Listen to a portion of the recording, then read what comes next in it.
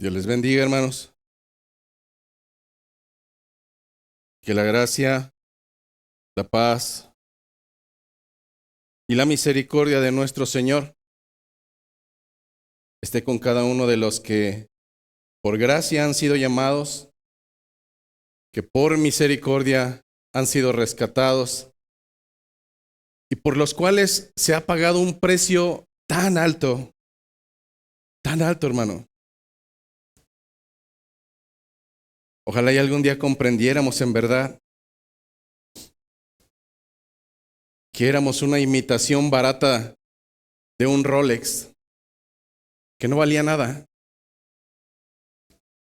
y que no había comprador que se atreviera a dar un solo centavo por nosotros, porque éramos una burla. Ojalá y comprendiéramos que un día hubo alguien que se acercó y sabiendo que no valías nada, que yo no valía nada, no solamente pagó un precio y dio más de lo que se pudiera haber pedido por ti. Él no solamente pagó algunas cuantas monedas, algunos cuantos miles de pesos. Él dio su vida. Él dio su vida por una imitación barata que no valía nada. Y no solamente eso, no solamente pagó tu precio, sino que te adoptó. ¿Quién hace eso? Nadie. Solamente el que es digno. Y hoy, hermanos, nos reunimos con la intención de alabar a ese Dios misericordioso, a ese Dios que ha gestado lo mejor, lo más maravilloso que ha pasado en nuestras vidas, libertarnos de una vida de esclavitud. Y es a ese mismo Señor al cual nos reunimos cada domingo para alabarle, para bendecirle, para decirle gracias, Señor. Porque de no haber sido por tu misericordia, seguiría siendo esa imitación barata que nadie, absolutamente nadie, ni siquiera voltearía a ver. Por ello, hermano, el día de hoy no es un día en el cual venimos a socializar, no es un día en el cual venimos a pasarla bien, venimos a agradecer a nuestro Señor. Venimos a decirle gracias, amado Señor. Gracias porque en tu misericordia compraste lo que no valía. Y no solo eso, sino que ahora, a través de esa compra, puedo entrar directamente delante de mi Señor y ya no llamarle Elohim, ya no llamarle Jehová, ya no llamarle el Altísimo. Ahora confiadamente, a través de esa adopción, poder entrar delante de Él y decirle, Abba, Padre. Pues con esa confianza y esa apertura que Cristo nos ha traído, hermanos, oremos para que el día de hoy el Señor traiga alimento fresco y fiel para nuestras vidas. Amado Dios, tú sabes, Señor, que cada domingo me cuesta iniciar esta oración porque quisiera tener tantas palabras para exaltar tu presencia, para decirte gracias, Señor. Pero por más que encuentro tantas palabras para alabar y bendecir tu nombre, creo que todas son cortas, todas no alcanzan a tener cobertura, Señor. Mas tú conoces mi corazón, tú conoces las intenciones de mi corazón. Y sabes, Señor, que domingo a domingo, al mismo tiempo que es un gozo estar en este lugar, al mismo tiempo el temor me invade, pero no un temor porque tenga miedo de ti, Señor, sino porque pretendo tener reverencia al momento de hablar de tu palabra. Y es por eso, Señor, que domingo tras domingo suplico delante de tu presencia. En humillación, Señor, y reconociendo mis incapacidades, que seas tu amado Señor, el que tome control de mis labios, de mi pensamiento y aún de mi necio corazón. Permite, Señor, en esta mañana que tu palabra sea citada de la manera correcta, pues tú no buscaste a hombres inteligentes ni los más sabios de este mundo, sino a lo más vil y menospreciado, pero en los cuales tú pondrías un corazón nuevo y una carne nueva para caminar en fidelidad en tus estatutos. Por ello, Señor, hoy te ruego, toma control no solamente de lo que habrá de exponerse, sino aún de ellos, Señor, de los que te pertenecen. Porque tú, Señor, eres el buen pastor y conoces a tus ovejas. Pero lo más importante es que no todas te pertenecen. Pero de algo estoy seguro, Señor, que las que son tuyas escucharán tu voz.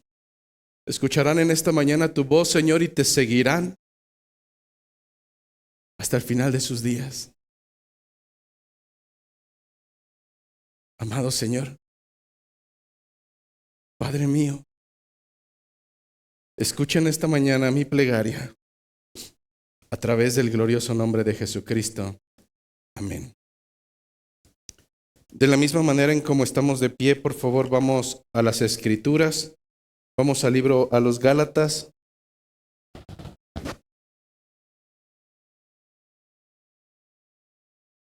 La semana pasada concluimos hasta el versículo número 13. Y el día de hoy, amados hermanos, vamos a dar continuidad a Gálatas, capítulo número 5, versículos 14 a versículo 21.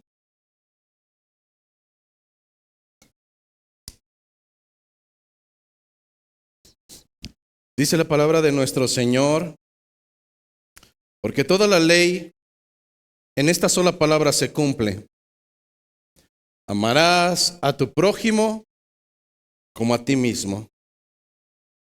Pero si os mordéis y os coméis unos a otros, al menos mirad que también no os consumáis unos a otros. Digo pues, andad en el Espíritu y no satisfagáis los deseos de la carne. Porque el deseo de la carne es contra el Espíritu y el del Espíritu es contra la carne, y estos se oponen entre sí para que no hagáis lo que quisierais. Pero si sois guiados por el Espíritu, no estáis bajo la ley. Y manifiestas son las obras de la carne, que son adulterio, fornicación, inmundicia, lascivia, idolatría, hechicerías, enemistades, pleitos, celos, iras, contiendas, disensiones, herejías, envidias, homicidios, borracheras, orgías y cosas semejantes a estas, acerca de las cuales dice Pablo: os amonesto, como ya os lo he dicho antes, que los que practican tales cosas no heredarán el reino de Dios. Tomen sus asientos, por favor.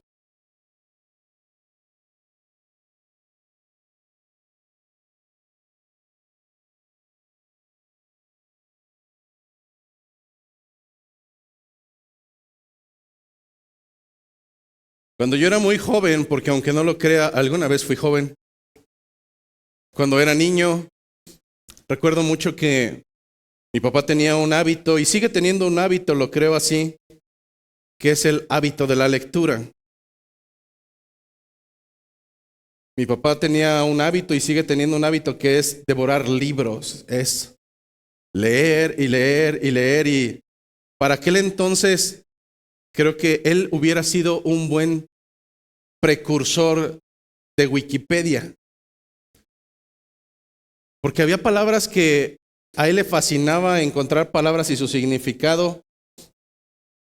Y de verdad, humanamente, siempre ha sido un hombre muy sabio.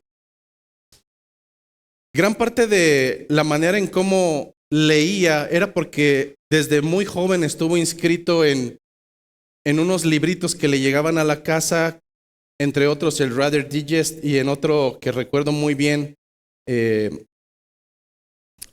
unas novelas que eran sobre mitología, que eran sobre historia, que eran novelas inmortales. Y tenía a más no poder libros y libros y libros. Bueno, dentro de esas novelas inmortales había unas que me gustaban en especial, que eran las que tenían que ver con mitología. Mitología no es otra cosa más que el conjunto de mitos que forman parte de una cultura. Entonces tienes mitología vikinga, tienes mitología griega, etcétera. Bueno, dentro de la mitología griega hay un mito o había un mito que narraba la historia de dos monstruos marinos. Uno de ellos se llamaba Escila, y otro de ellos se llamaba Caribdis. Algo bien peculiar de esta mitología, o al menos este mito griego, es que tanto Escila y Caribdis, dos monstruos marinos, se encontraban situados a las orillas opuestas entre un estrecho sumamente pequeño de mar, un canal de agua, de tal manera que dentro de esta mitología griega, los griegos hablaban acerca de estos dos monstruos y de cómo es que cualquier marino que quisiera atravesar por aquel estrecho tendría que tener un total cuidado escrupuloso con miras a no ser, por un lado, atrapado por Caribdis, pero también un total cuidado escrupuloso para que en ese cuidado no fuera arrebatado entonces por Escila. Dentro de la mitología griega, en relación a este ejemplo, el poder llegar al otro lado era sumamente complicado. Y aquellos que de manera fortuita se atrevieran a pasar aquel estrecho, a unas sabiendas de los peligros de Escila y Caribdis, llegarían al otro lado sí o sí, si de acuerdo a un cuidado exagerado y escrupuloso, sumamente detenido y pulcro, lograrían la meta, la cual pocos hombres, de acuerdo a esta mitología, lo habían podido hacer. Del mismo modo, el creyente tiene dos enemigos terribles. Y esto los va a experimentar a lo largo del estrecho canal de su vida cristiana. Porque el camino es angosto y estrecha es la puerta. Y como creyentes, hermanos, deberemos de tener un cuidado sumamente exagerado para poder tener precaución y no caer en las garras ni de uno ni de otro. Nosotros no somos griegos, pero tenemos esos dos enemigos a lo largo de nuestra vida como creyentes. Así que a lo largo de tu estancia en esta tierra, tendrás que tener mucho cuidado, exagerado como nos catalogan, de no caer en las manos de dos enemigos teológicos. Uno de ellos se conoce como nomismo y otro como antinomismo. Pastor, no empiece con palabras rebuscadas. Solamente quiero que las conozcas de manera de cultura general teológica. Uno de ellos se llama nomismo y otro de ellos se llama antinomismo. ¿A qué se refieren estos, pastor? Vayamos al léxico general y cuando lo empiece a explicar te darás cuenta de quiénes estoy hablando. Porque caer en uno o caer en otro, al igual que caer en las manos de un monstruo, tendrá un resultado sumamente desastroso y con repercusiones para la eternidad de tu alma. Tanto uno como otro son amenazas latentes a lo que hoy el mundo llama exageración, pero que las escrituras le llaman santidad. Tanto como uno como el otro son una amenaza hacia la santidad que el Señor demanda de nosotros. ¿A qué nos referimos cuando hablamos de nomismo? Nos referimos a algo que Pablo ha estado tratando de manera directa a lo largo de 4 capítulos. Y el nomismo se refiere a una postura teológica de poner el cumplimiento de la ley por encima del propio evangelio. Nosotros le conocemos en la vida cotidiana como legalismo. Legalismo es un monstruo en nuestras vidas cristianas del cual tenemos que tener cuidado. Un monstruo que pretende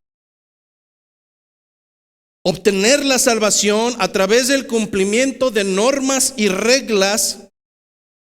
Y usualmente esas normas y reglas nunca provinieron de Dios, sino provinieron del necio corazón del hombre. ¿Qué hay del otro monstruo? El otro monstruo llamado antinomismo lo identificarás rápidamente también. Históricamente así le nombraron porque alrededor del siglo XVI surgió como una doctrina cristiana, aunque prontamente fue catalogada como una doctrina total, plena y llanamente herética, por no tener un fundamento en las escrituras.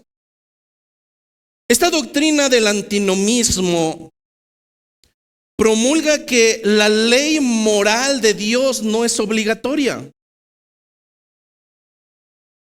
Promulga que el tener una conducta moral para un creyente no importa, por cuanto somos salvos por gracia. El antinomismo dice que es irrelevante que el cristiano peque, ya que su pecado no será juzgado. Y a este segundo monstruo le llamamos libertinaje. De tal manera que Pablo ha dedicado ya 4 capítulos para atacar a ese monstruo llamado nomismo, que nosotros conocemos como legalismo. Sin embargo, ahora Pablo comenzará una ofensiva, tal vez no tan profunda como lo ha hecho con el legalismo, pero de una u otra manera comenzará un ataque directo contra este segundo llamado enemigo, libertinaje, y que actualmente es conocido en algunos lugares de una manera incorrecta como la doctrina del salvo siempre salvo. ¿Por qué digo que incorrectamente? Porque lamentablemente, hermanos, tenemos que ser sumamente honestos en cuanto a nuestra trayectoria previa. Y es que muchas cosas solamente las repetíamos sin tener una conciencia total de las doctrinas básicas del fundamento de Cristo. Y para nosotros simplemente, al igual que muchos de ellos que no han alcanzado misericordia, que sin comprender el fundamento bíblico solamente pueden repetir lo que en sus púlpitos han escuchado. ¿Por qué traer a colación esta doctrina? Porque es lo que Pablo atacará. Pero en segunda, Porque lamentablemente hoy en día, por ingenuidad, por falta de conocimiento y por pereza de la lectura doctrinal, en ocasiones a nosotros se nos cataloga como los salvos siempre salvos. Sin un fundamento, sin un conocimiento, y de tal manera que en esta mañana, al mismo tiempo que estaré exponiendo el texto base, mi objetivo será clarificar objetivamente y a la luz de las Escrituras, y no porque alguien me dijo, a la luz de las Escrituras, bajo una postura bíblica, ¿cuál es el pensamiento de Dios acerca de la gracia y acerca de la postura antinomista? Y por supuesto, al final trataré de ir concretando cuál es nuestra postura como iglesia. Si al final nuestras dos hermanas que hacen los reels o hacen los segmentos que se publican en las redes pudieran ir concretando para mandarlo a los perfiles de los que nos catalogan con falta de conocimiento, estaría genial. Pero bueno, esperemos que el día de hoy, al menos mi prioridad, la iglesia, ustedes hermanos, al menos ustedes salgan con una noción de lo que a Dios no le agrada en relación a estas posturas. La semana pasada concluíamos con el versículo número 13 que decía, porque vosotros hermanos a libertad fuisteis llamados. ¡Qué padre!, ¿no? Imagínate que en algún momento algo que se dice en este púlpito se saca fuera de contexto. Imagínate que por algún error o con las intenciones incorrectas alguien tomara un fragmento de lo que se expone aquí donde yo digo, perros, y lo toma así y lo publica y dice, en esa iglesia son groseros y el pastor no sabe más que gritar y les dice de majaderías. No, eso solamente fue una fotografía, pero si tomáramos todo el video, veríamos que tal vez yo estaba hablando acerca de otro concepto. Bueno, hermanos, en aquel tiempo Jesús hablando acerca de no deis lo santo a los cerdos, ni las perlas, ni a los que tienen una naturaleza de cerdos, ni a los que tienen una naturaleza como perros, en los cuales digas, perros. Y entonces, no, sacado fuera de contexto, algunas palabras pueden destrozar. Pero en este sentido, el texto bíblico de versículo número 13 no solamente dice, porque vosotros hermanos a libertad fuisteis llamados. El hombre carnal es capaz de torcer las escrituras tal cual como lo hizo Satanás. Y decir, bueno, es que ahí dice que estamos llamados a libertad y si somos libres, pues entonces podemos hacer lo que queramos. No, el texto completo dice, porque vosotros hermanos a libertad fuisteis llamados. Solamente que no uséis esa libertad, no la uséis como ocasión para tu carnalidad. La libertad en Cristo no es para que hagas destrozos en tus deseos y en tus anhelos, sino para servir por amor los unos a los otros. Cristo nos ha dado libertad, pero la libertad era de esa actitud pecaminosa. Lo hemos dicho al iniciar la oración, el pago no solamente fue hecho, sino que fue excesivo e inmerecido. Ahora imagina a ese esclavo que nadie compraría, que nadie pagaría ni 5 centavos, ni 10 centavos, nada, hermano. Bueno, ese eras tú. La pregunta cotidiana de ¿por qué el Señor pagó por ti? No lo entiendo. Si yo tuviera que pagar por alguno de ustedes, yo no lo haría. Mayormente porque a varios los conozco. Y sé que ninguno de ustedes, incluyéndome a mí, es digno de un gramo de misericordia. Y por el contrario. Pero en este sentido, imagínate que eres ese esclavo. Y han pasado meses y años y años y años, y todos se dan cuenta de que no vales un soberano centavo. Pero entonces llega un comprador y aunque no hay un precio y aunque el vendedor dice dame lo que sea, el comprador dice no solamente pagaré el precio de ese esclavo, sino que daré mi vida. Daré mi vida en este mismo momento por él. Hermano, solamente un esclavo que es consciente del precio que se ha gestado a su favor. Y no solamente eso, hermano, porque tal como lo dijimos en la oración previa, ese comprador no solamente está dispuesto a dar su propia vida por alguien que no vale la pena, por alguien que sabe que lo apuñalará una y otra vez, por alguien que lo llevará a la cruz, sino que además no solamente lo compra, no solamente le da su libertad, sino que ahora lo adopta como parte de su familia. Ahora puede comer con él. Ahora ya no eres un siervo, ya no eres un esclavo. Ahora eres hijo y como hijo también heredero. La lógica humana y la lógica bíblica nos dice que ese esclavo debería de estar más que agradecido y dispuesto a rendir gloria, a rendir pleitesía, sumergirse a los pies de aquel maestro, porque no sabría cómo expresar su gratitud. Más engañoso es el corazón, más que todas las cosas. Y además tu corazón es perverso. Eso dice Jeremías 17:9. Engañoso y malagradecido al grado de convertir esa libertad en libertinaje, de convertir aquella esclavitud ahora traído a libertad para volver a ser esclavo.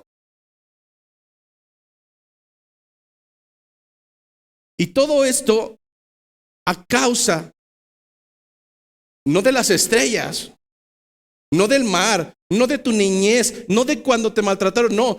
La única causa de tu comportamiento, de haber sido libertado de esa esclavitud y ahora volver a caer en suciedad, se encuentra en tu necio y perverso corazón que de continuo tiende a hacer lo malo.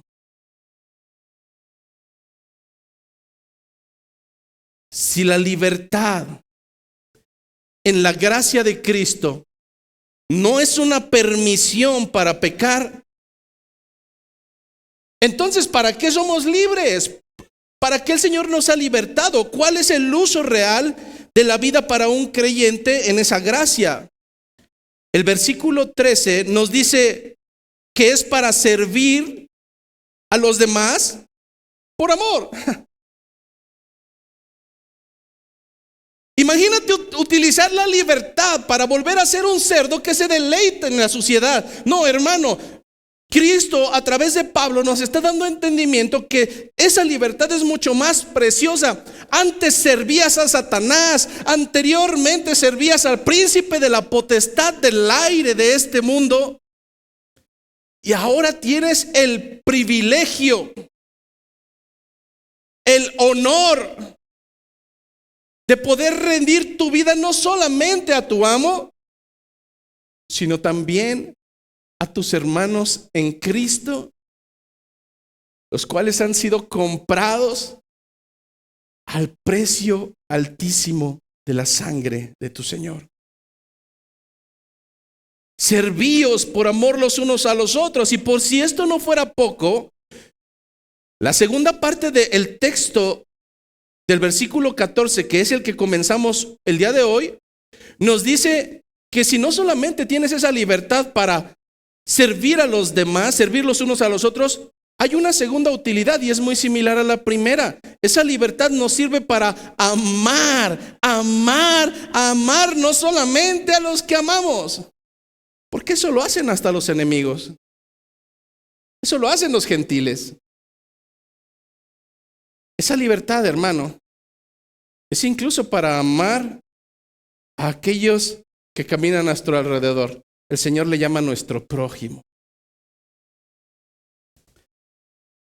Esta frase se utilizó inicialmente en un segmento que encontramos en Levítico capítulo 19. Recuerdas que la ley no fue dada para salvación. La ley fue dada a causa de las transgresiones del hombre. Y debido a que el hombre le pueden decir no hagas esto y de todos modos lo hace, hermano, somos tan necios, peor que asnos, que tienen que dejarnos escrito cómo comportarnos para que no caigamos en esos precipicios tal cual como ovejas necias. Y aún así nuestra necedad nos llevará nuevamente a hacer lo que es contrario a la voluntad del Señor. Pero en este texto de Levítico 19, que en la versión Reina Valera, recordando que inicialmente las Biblias nunca tuvieron ni capítulos, ni versículos, ni títulos, ni subtítulos, nunca existieron. Las versiones posteriores, a manera de entendimiento, fueron poniendo esos títulos. En la versión Reina Valera 1960, Levítico 19 se encuentra titulado como las leyes de santidad y justicia. El Señor tuvo que decirles cómo deberían de comportarse en una situación y en otra y en otra y en otra para mantener el apartamiento de lo inmundo, es decir, para caminar en santidad y para caminar en justicia. A grandes rasgos, Levítico capítulo 19 nos narra cómo es que el Señor da ordenanzas varias. Una de ellas, no mientas, no robes ni engañes a otro. El Señor tuvo que dejar claridad. Dentro de estas leyes el Señor dijo, no oprimas a tu prójimo. No retengas el salario del trabajador. No andes chismeando entre el pueblo. Paréntesis, Satanás. No vayas a decir, bueno, entonces me voy fuera de la iglesia. No.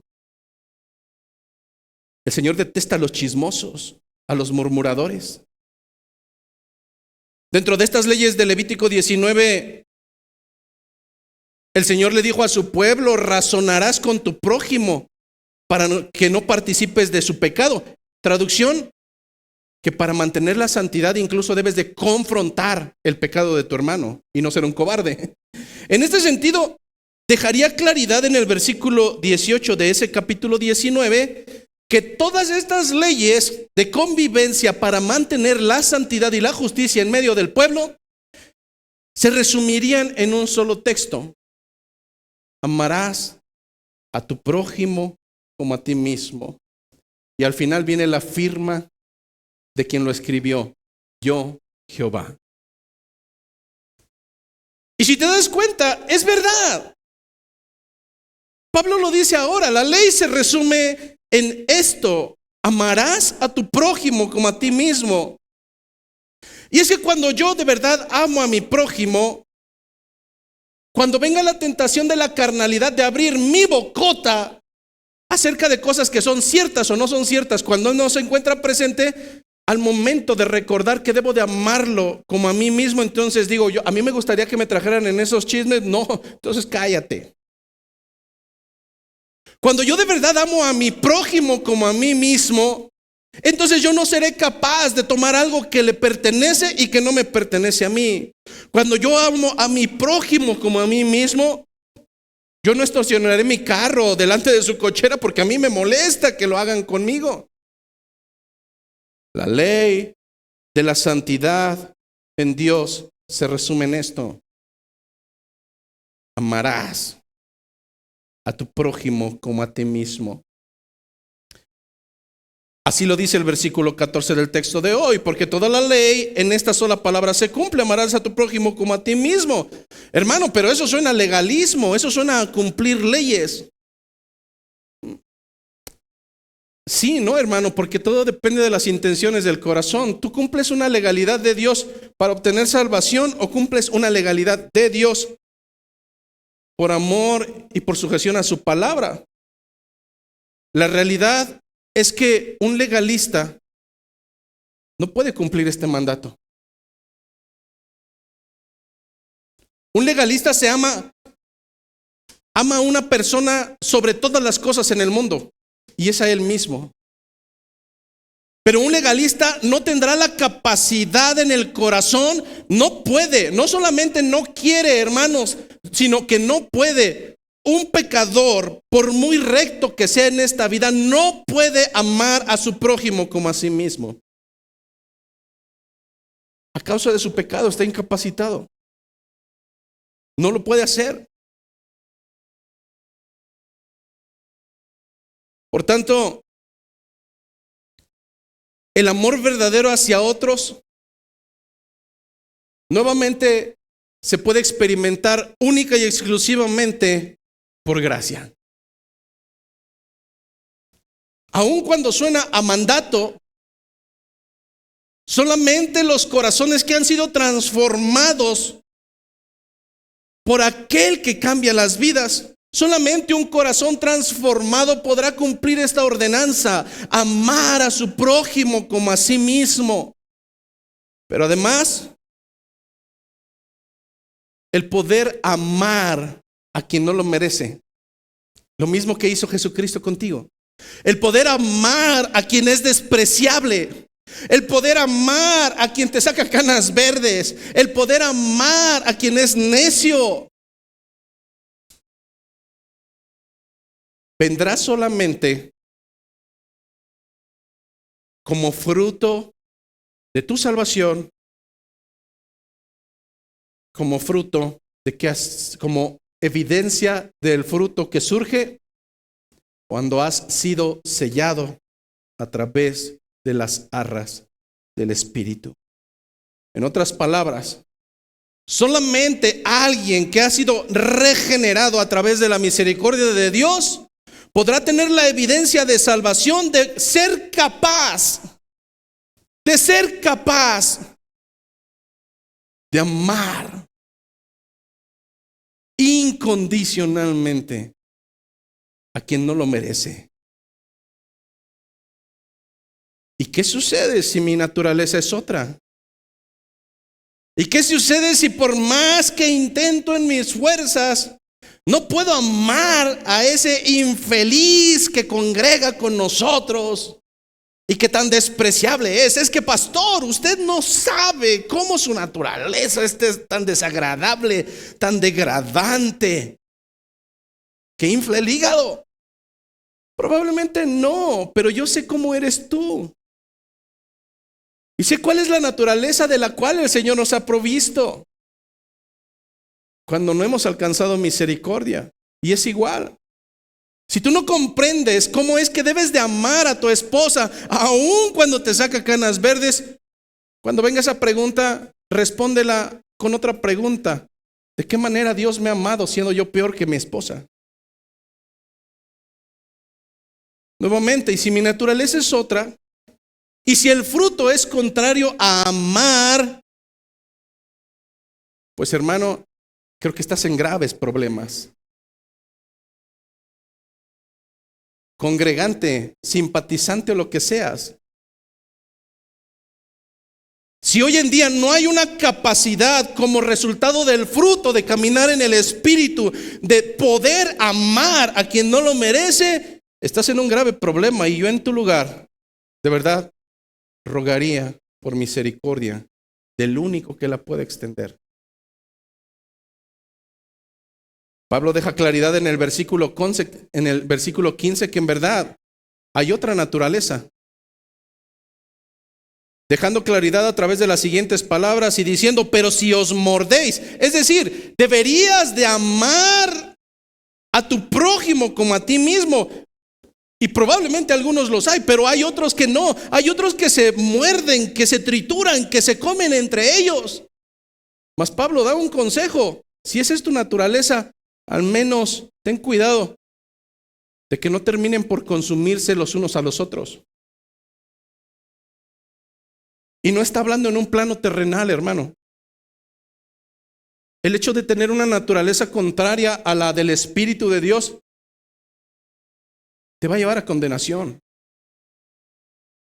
Serás consumido por ser partícipe de caminar de manera contraria a los preceptos y al fundamento del Señor. No importa cuánta antigüedad tengas en el Evangelio. No importa cuál sea tu trayectoria o tu historial. Hermano, amigo, simpatizante, no sé lo que seas. Pablo daba un consejo y es: evalúate a ti mismo y sé honesto. Porque hay uno solo que puede cambiar ese duro y entenebrecido corazón que no es capaz de extender misericordia a quien no lo merece. Y no soy yo. Pablo está dejando claridad que hay una alta probabilidad de que haya creyentes que caminan conforme al Espíritu, pero por otro lado también tiene noción, porque lo ha estado atacando durante 4 capítulos, que en medio de nosotros hay falsos hermanos. Falsos hermanos que domingo a domingo calientan una silla. Falsos hermanos que por no tener un cuidado en el estrecho de la santidad han caído o en las garras del monstruo del legalismo o han caído en las garras del monstruo del libertinaje. Y que esto lo demuestran no porque nosotros seamos adivinos o hechiceros. No hay que ser técnico físico-nuclear de la NASA para poder ver que algunos de ustedes simplemente no dan evidencias de caminar en el Espíritu, sino por el contrario, dan solamente evidencias que corresponden a la satisfacción de su propia carnalidad. Porque todo se tiene que hacer conforme a sus deseos, porque si no, olvídese. ¿Se acuerda que yo apoyaba? Pues como no se hace como yo quiero, entonces no, ya no. Eso se llama carnalidad. Y es evidencia de que no eres hijo de Dios. La falta de sujeción es sinónimo de rebeldía. Iras, contiendas, disensiones. Esos no son frutos del Espíritu. Son evidencias. Pero evidencias de que eres árbol malo. Con seguridad, Pablo se está dirigiendo a los creyentes inmaduros. Porque, hermano, si todo estuviera perdido, Pablo no escribe. Pero del mismo modo que Pablo sabe que hay entre el pueblo falsos hermanos, Pablo también tiene conciencia de que algunos de ellos simplemente son creyentes inmaduros, los cuales recibiendo consejo pueden revirar de su mal camino y tomar la senda que debieron de haber iniciado desde el principio. Con seguridad, Pablo se está dirigiendo ahora en este segmento a los creyentes inmaduros y a los falsos hermanos. La pregunta es, bueno, ¿y si soy un falso hermano? Bueno, ¿y si soy un creyente inmaduro? ¿Cuál es el antídoto a este veneno? Intencionalidad en Cristo.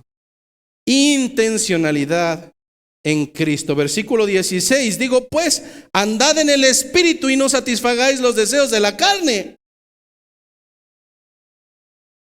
Anteriormente hicimos referencia al capítulo 19 de Levítico con la finalidad de ubicar de dónde sale el mandato de amar a nuestro prójimo como a nosotros mismos.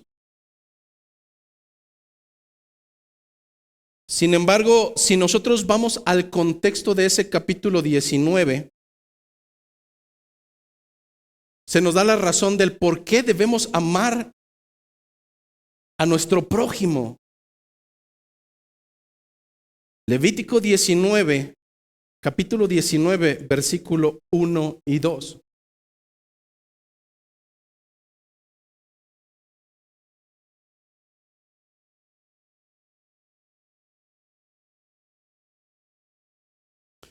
Levítico 19, 1 y 2 nos da el contexto del por qué el Señor nos da un mandamiento. Dice, habló Jehová a Moisés diciendo, habla a toda la congregación de los hijos de Israel y diles, santos seréis. Santos seréis, es decir, apartados de toda inmoralidad de este mundo. ¿Por qué? Porque santo soy yo, Jehová vuestro Dios.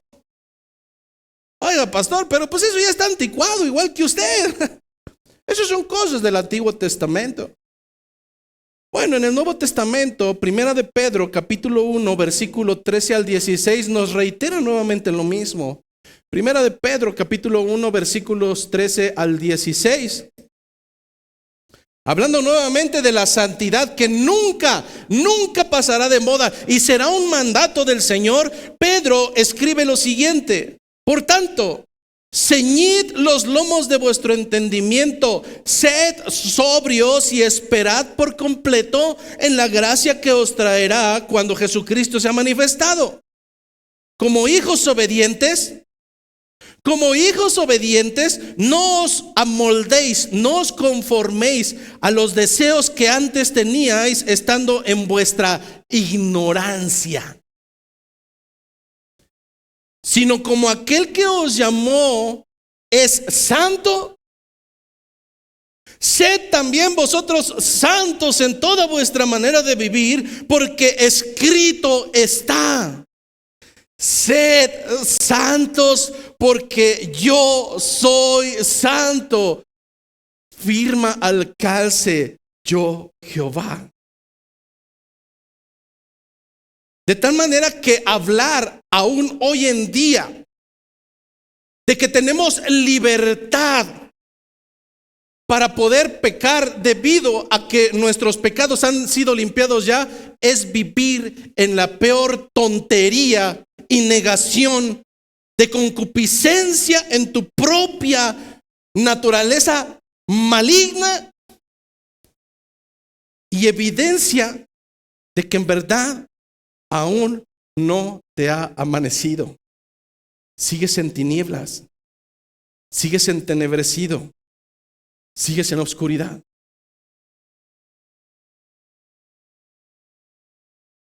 Cuando un creyente comparte el evangelio, tenemos creyentes heréticos y tenemos creyentes bíblicos. El creyente herético llegará a aquella persona que está sumida en problemas, con un montón de promesas que escritas no están. Ven a Cristo que el Señor restaurará tu matrimonio. Ven a Cristo porque el Señor sanará tus dolencias. Ven a Cristo porque el Señor te hará pasar tu examen. Ven a Cristo porque el Señor tiene un propósito hermoso para tu corazón.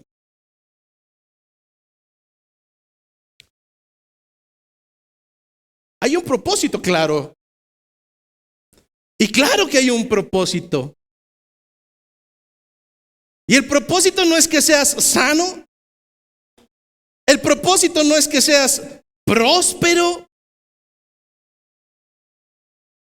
Hay un propósito claro en las Escrituras y este es que seas santo. El propósito de Dios para tu vida es que seas santo como Él es santo. Ay, pastor, es que eso no es motivante. Es por eso que las cabras se apartan cuando el verdadero evangelio surge. Porque no satisface su carnalidad, porque no satisface sus deseos terrenales, porque no satisface sus necesidades inmediatas. Hermanos, la santidad que promulga el Señor es una santidad que demandará de todo aquel que se jacte o todo aquel que promulgue ser su hijo. Hermano, al final de tus días hay una alta probabilidad de que termines sin un solo peso en el bolsillo y que aún con eso el Señor te lleve con Él. Si te mantienes en santidad, si te mantienes en fidelidad. Hermano, hay una alta probabilidad que si tu esposa o tu esposo te abandona, termines solo al final de tus días, pero aún con eso el Señor llevará a los que han sido fieles, a los que han sido santos. Hablar de la santidad es hablar de esa adopción que el Señor nos ha dado y de la cual nosotros obtenemos herencia para nuestras vidas. Y una de esas herencias es la santidad. Teológicamente nosotros somos santos de manera inmediata en el momento en que somos adoptados. Teológicamente se nos dice que esa santidad es imputada, esa santidad es puesta sobre nosotros. ¿Porque nosotros somos santos? No, hermano, porque nosotros hemos sido comprados. Porque nosotros hemos sido adoptados. Bueno, entonces si el Señor ya me dio santidad imputada, ahora sí, living la vida loca. No, hermano. Es que la misma doctrina de la santidad de Dios nos dice que esa santidad no termina ahí.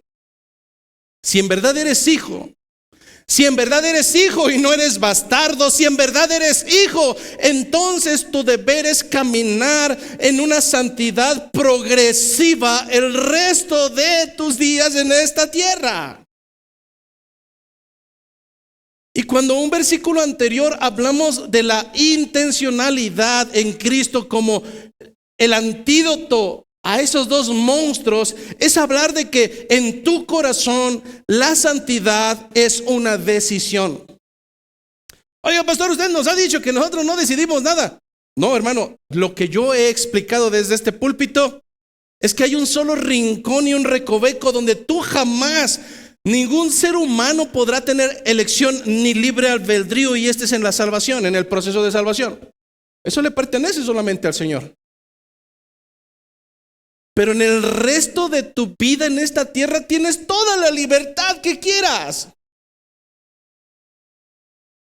No tienes libertad para elegir salvación, pero sí tienes libertad para buscar la santidad que el Señor demanda de ti.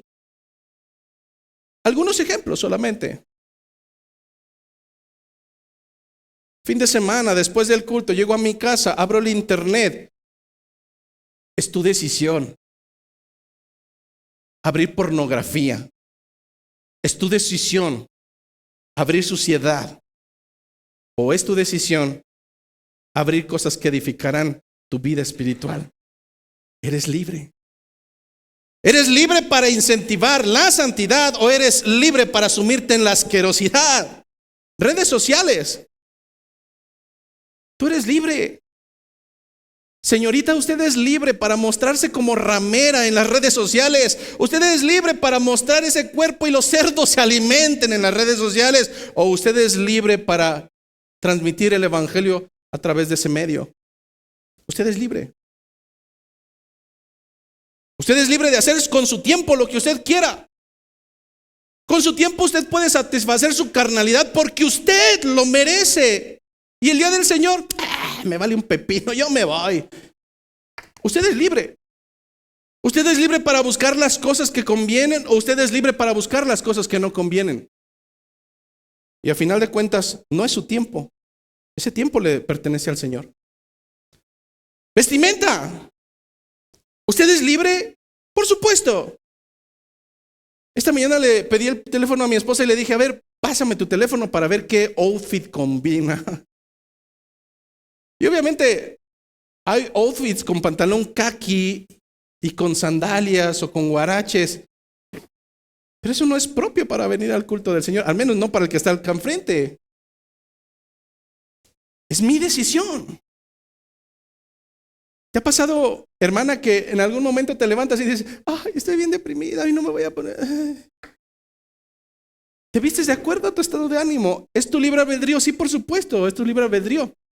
En este tiempo de calores, lamentablemente vas por la calle y ya no puedes voltear a ningún lado porque la impertinencia sexual ahora es una realidad. Ya no importa si tienes abdomen, no importa si estás tripona, de todos modos, la intencionalidad de la naturaleza, de la maldad del hombre sale a flote. No buscan la santidad. Amistades. Mi carnalidad quiere amistades que me digan lo que quiero escuchar. Amistades que no me digan dónde tengo errores porque me ofendo. Amistades que me digan cómo quedaron los partidos del fin de semana. Pero no me traigan amistades aburridas que hablan acerca de Dios y acerca de qué vieron el fin de semana y qué han aprendido. Esas bótenlas por allá. Bueno, es que yo tengo libre albedrío. Tú tienes libre albedrío. Por un lado, para buscar la santidad y lo que edifica tu vida. O por otro lado, para sumirte en la vil porquería de donde se supone que el Señor ya te había sacado.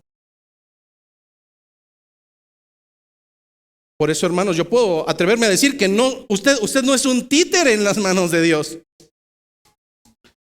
Usted puede elegir andar en el Espíritu o satisfacer los deseos de su carnalidad. Pastor, pero usted no ha leído Mateo 26, 41, segunda parte. Es que el Espíritu, la verdad, está dispuesto, pero la carne es débil. Esa es la justificación demoníaca más antibíblica que usted puede tomar. O sea que usted va y ve la parte trasera de otra mujer que no es su esposa porque la carne es débil. No, hermano, tenemos que reconocer cuando nuestra vida está en carnalidad. Es que la carne es débil y por eso pues golpeo a mis hijos hasta que quedan inconscientes. No, hermano. Por si no te has dado cuenta, esa justificación bíblica tiene otra mitad antes. Y Jesucristo les dijo: velad y orad para que no entréis en tentación. Porque el espíritu a la verdad está dispuesto, pero la carne es débil. Jesucristo tenía claridad que la carne es débil y que por tanto mi trabajo es velad y orad para no entrar en tentación. Velad y orad para no entrar en tentación.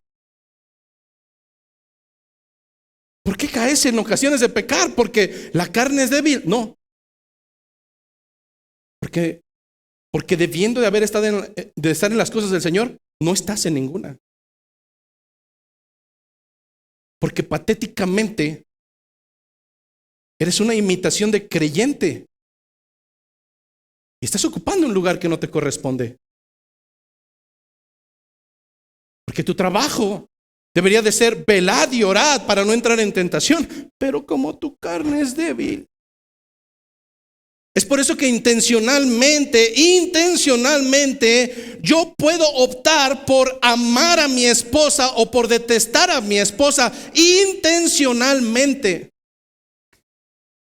Intencionalmente, cuando alguien me hace algo mal, yo puedo decir: sí, pues ahora vas a ver. Intencionalmente yo le voy a hacer la vida de cuadritos. Pero ¿por qué no utilizamos esa intencionalidad para entonces hacer lo contrario? Para intencionalmente caminar en el Espíritu.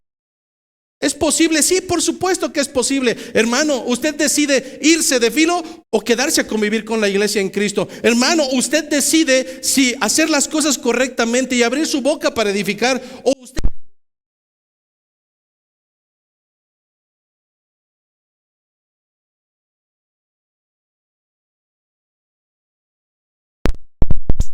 intencionalmente optar por ser guiados por el Espíritu de Dios. Intencionalmente nuestro trabajo es dejar ser guiados por el Espíritu de Dios.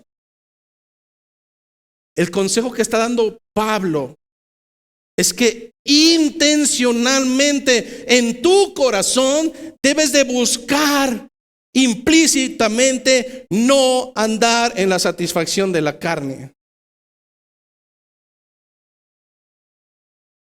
Estadísticamente, uno de los pecados sexuales con mayor práctica aún entre los creyentes es la masturbación. Ay, Dios mío. No, hermano, eso es pecado. Es pecado delante de Dios.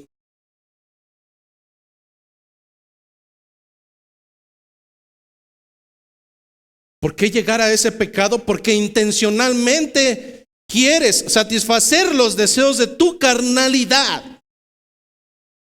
Porque caminas en la carnalidad. ¿Es complicado dejar un pecado? No, hermano, no es complicado. intencionalmente dispone en tu corazón no hacerlo.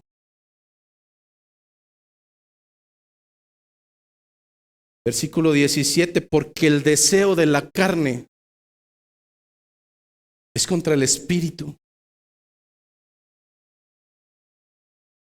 Hermano, no puedes decir que sirves a Dios y que sirves al diablo al mismo tiempo, porque el deseo de la carne es contra el espíritu y el del espíritu es contra la carne, y estos se oponen entre sí para que no hagáis lo que quisierais.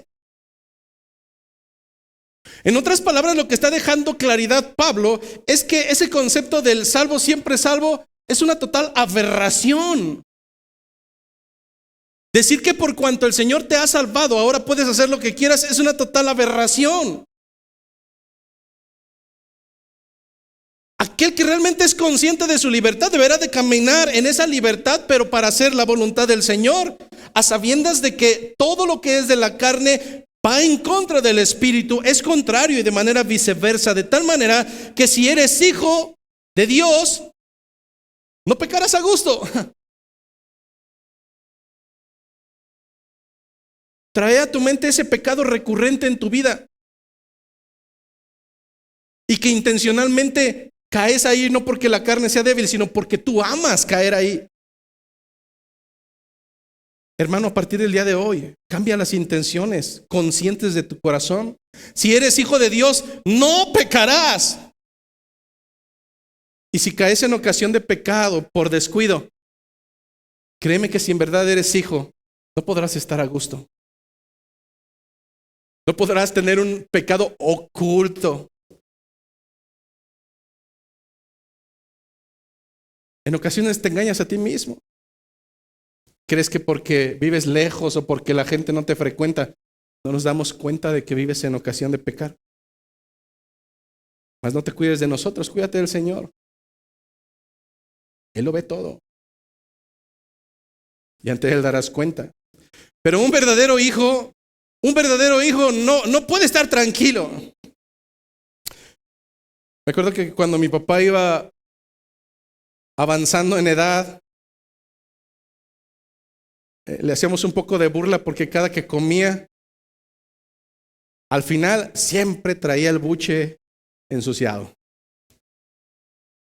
No importa si era mole, no importa si era caldo, no importa si eran frijoles, pero al final, rápida, misteriosa e incomprensiblemente siempre terminaba con el buche sucio. Bueno, ahora yo tomé su lugar y ahora en cada comida no puedo salir libre, no sé por qué existe esa maldición, pero no hay una comida en la cual no termine y me diga mi esposa, ya te ensuciaste el buche otra vez. Pero eso es incómodo ya para mí, es decir, a veces tengo que ir a cambiarme, me da vergüenza o no me quito el saco aunque esté derritiéndome porque no estoy a gusto con esa mancha, no puedo soportar esa mancha, no estoy tranquilo aun cuando sea minúscula. El Hijo de Dios debería de vivir de la misma manera, sin consentimiento, con esos 10 gramos de excremento pecaminoso en su vida, porque no pertenece a Él, porque sus vestiduras son blancas y por cuanto son blancas, aunque sea 1 miligramo de suciedad, es incomprensible, es inconcebible. La gente lo llama exageración, el Señor le llama santidad. Y sin esa santidad, aunque te engañes en esta tierra, no estarás delante de su presencia. El libertino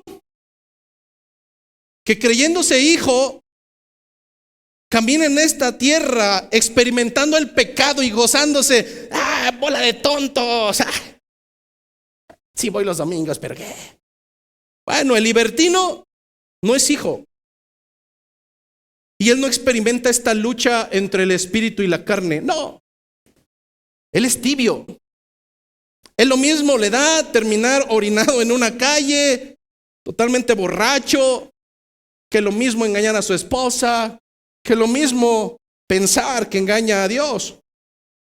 Porque su naturaleza libertina le impide tener esa pelea que narra Pablo entre el espíritu y la carne. ¿Por qué? Porque simplemente no hay espíritu. ¿Quién le rebatirá la carne? Nadie. Segundo escenario, hablamos ya del libertino, pero ¿qué pasa con el legalista? El legalista, debido a su propia necedad, viendo pecaminosidad en todo. El micrófono es pecaminoso. El celular es pecaminoso. Tu vestimenta es pecaminosa. Tus aretes son pecaminosos. Tienes un pecado guardado. Las lámparas pecaminosas porque en forma de 666. Bueno, el legalista, debido a su propia necedad y viendo pecado en todo y a toda hora, él lucha, pero lucha de más.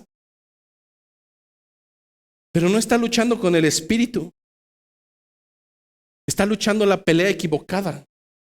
Está luchando por sus fuerzas. ¿Qué pasa con el creyente que sigue caminando en esta tierra?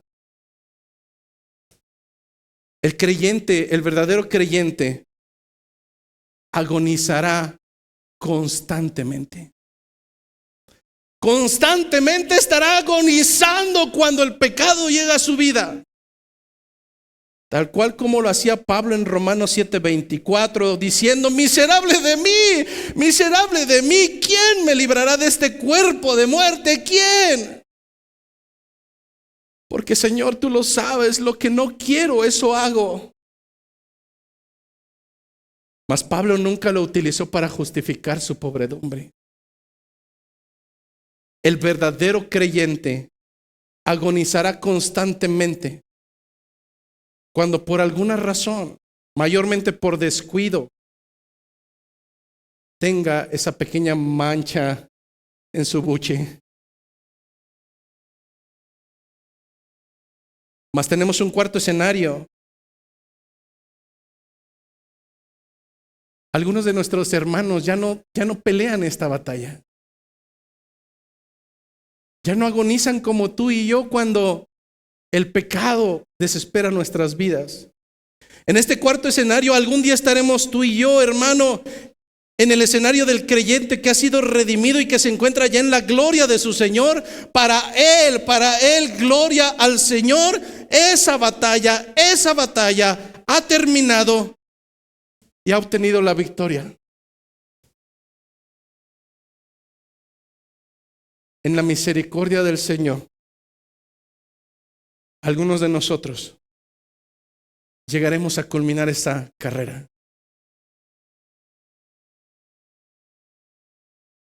Y cualquier tribulación que hayamos pasado a causa del Evangelio, hermano, será nada. ¿Dónde está, oh muerte, tu aguijón? ¿Dónde? ¿Dónde está tu sepulcro? Habrá un día, hermano, en el cual acabarán tus ansiedades. Persevera. Persevera hasta que juntos lleguemos hasta el final. En ese sentido, hermano, en ese sentido de victoria, a sabiendas de qué es lo que le espera, Pablo expresa el siguiente versículo 18. Pero si sois guiados por el Espíritu, entonces no estás bajo la ley. Hermano, si intencionalmente dejamos ser guiados por el Espíritu, entonces para nosotros, entonces para ti no habrá condenación.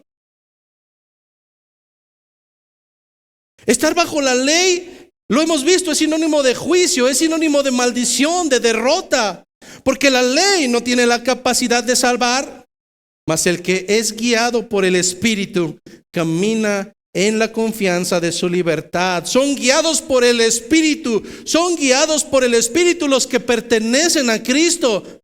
La pregunta obligada es, entonces, hermano, ¿cómo saber si yo soy de Dios? ¿Cómo saber si en verdad soy hijo de Dios? Bueno, hermano, si eres hijo de Dios, luego entonces eres dirigido por el Espíritu. Y si eres dirigido por el Espíritu, es porque eres hijo de Dios. Probablemente no seas perfecto. Probablemente esos frutos que otros ya son unos melocotonzotes, unas manzanotas, a lo mejor en ti son pequeños racimitos que van saliendo. Pero a los ojos de tus hermanos es inevitable declarar categóricamente que tu pensamiento intencional es caminar en el Espíritu.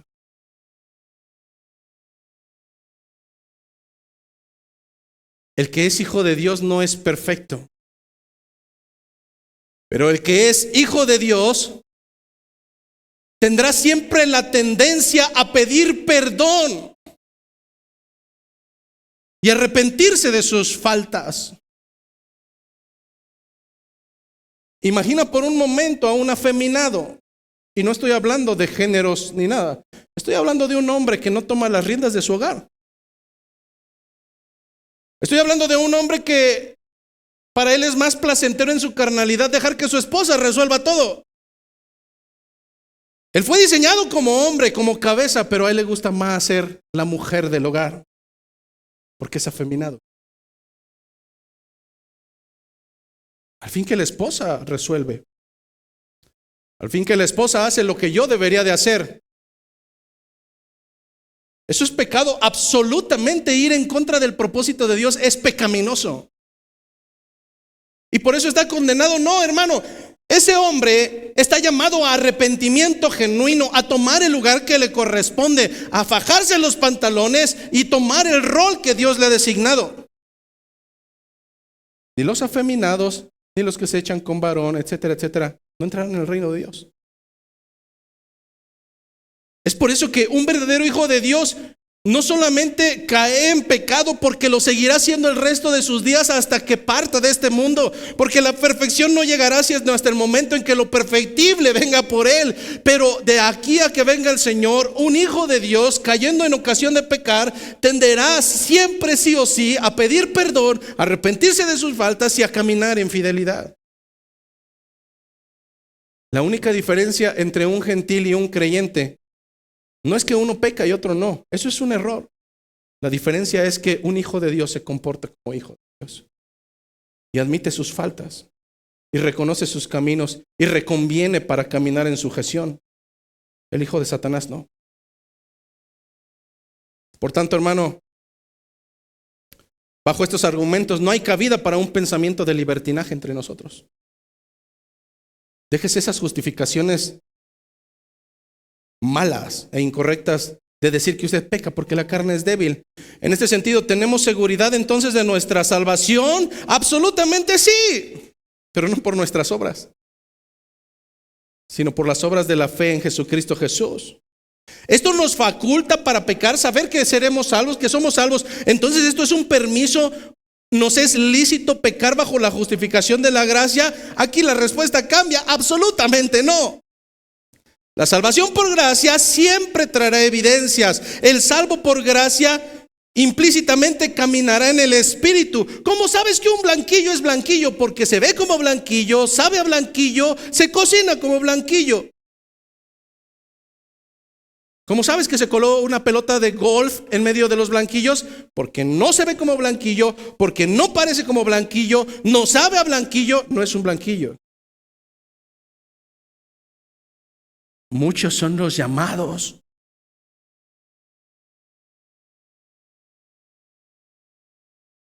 pero pocos son los que quieren caminar en fidelidad, intencionalmente en el Espíritu. Irremediablemente, el que es salvo dará frutos. El que es salvo tendrá obras, evidencias. En este segmento rompemos la regla matemática de que el orden de los factores no altera el resultado. No, en este sí altera el resultado. El orden de los factores sí altera el resultado. Las obras me dan salvación. No, hermano. Porque soy salvo, habrá obras, habrá evidencias.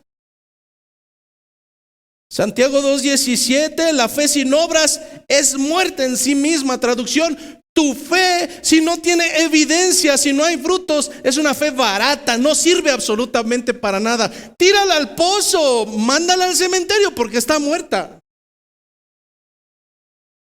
Mateo 7:16 al 18, por sus frutos los conoceréis. ¿Acaso se recogen uvas de los espinos o higos de los abrojos? Así todo buen árbol da buenos frutos, pero el árbol malo da frutos malos.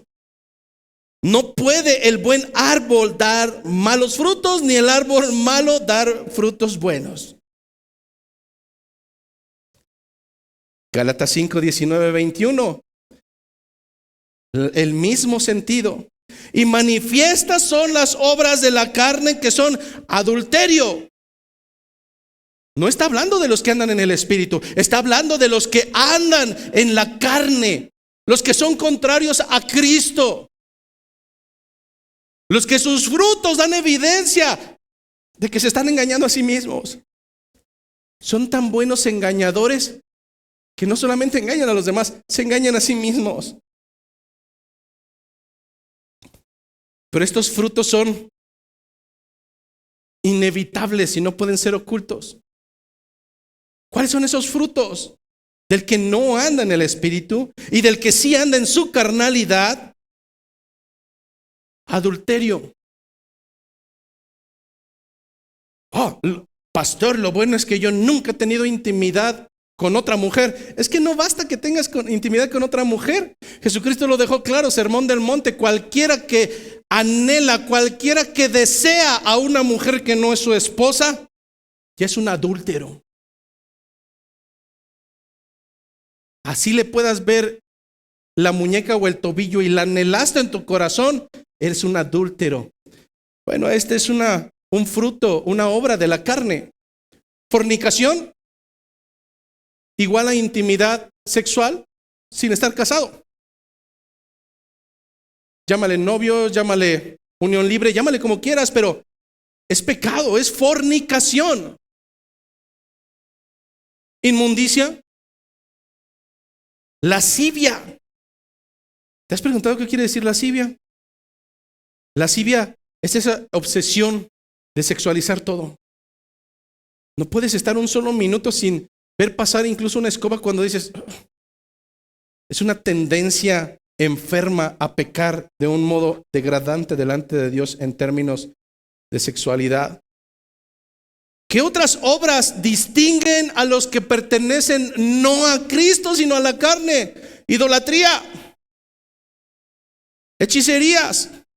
Ay, lo bueno es que no practico nada de eso. Bueno, aquí sí vienen algunas de ustedes. Enemistades. Cuando no puedes estar bien con los demás. Pleitos.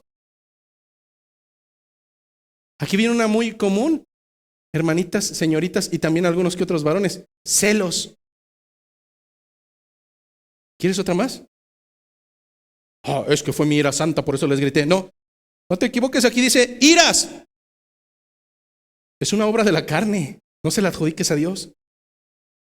Contiendas. Disensiones igual a desacuerdos. Cuando siempre, no, yo no estoy de acuerdo. No, es que herejías. Envidias, homicidios. Para los que dicen que una no es ninguna, borracheras, orgías. Y cuando usted dice gracias a Dios, gloria a Dios, sí, amén, que no, ninguna de las que practico fueron mencionadas. Pablo hermosamente pone una coma y dice, y cosas semejantes a estas, ¡pum! Se acabaron tus justificaciones. No solamente estas y cosas semejantes a esas, pecados sexuales, pecados de enemistad, pecados de falta de convivencia, pecado. ¿Cuál es el juicio acerca de las cuales os amonesto? Pablo no los está felicitando. Cualquiera que practique esto recibe una amonestación. Como ya los he dicho antes, que los que practican tales cosas son salvos, siempre salvos. No heredarán el reino de Dios. No heredarán el reino de Dios.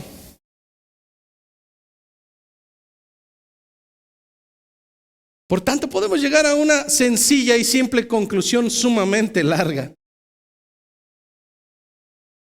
Amado hermano, o pequeño legalista, o simpatizante libertino que hoy nos acompañas.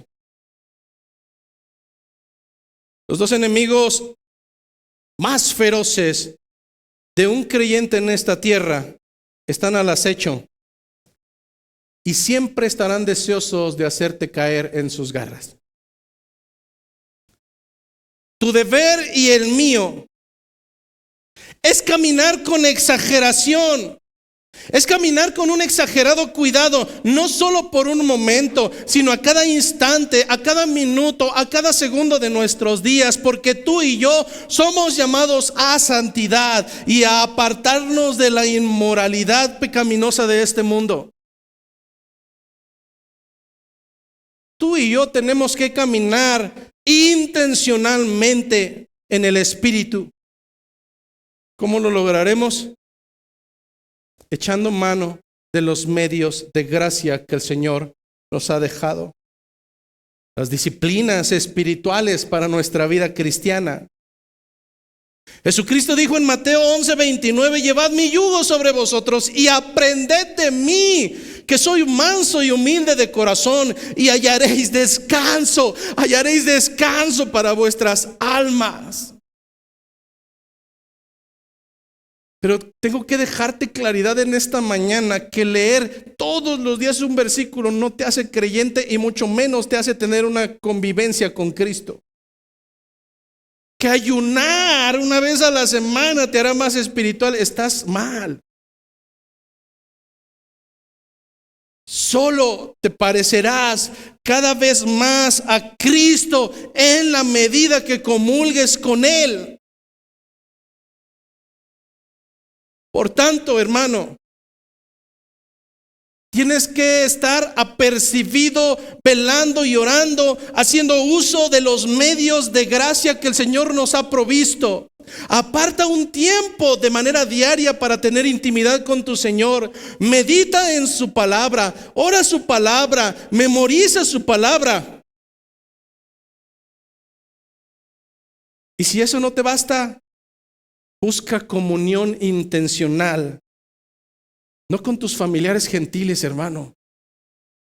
Eso solamente te conducirá y conducirá a tus hijos a carnalidad. De nada sirve que les digas cuál es lo correcto si los llevas a la inmundicia donde se practica lo que es contrario. Busca la comunión con hombres y mujeres que te lleven a los pies de Cristo.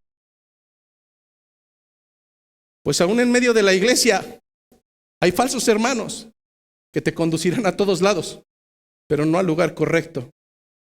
Por tanto, hermano, no pretendas caminar en el Espíritu cuando tu vida intencionalmente la vives alejado de Cristo e intencionalmente la vives en la suciedad del mundo.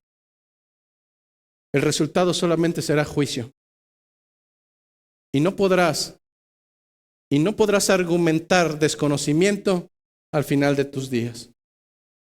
Que la gracia, que la paz y que la misericordia de nuestro Señor, sobre todo la misericordia, hermanos, esté con cada uno de nosotros. Gracia y paz del Señor.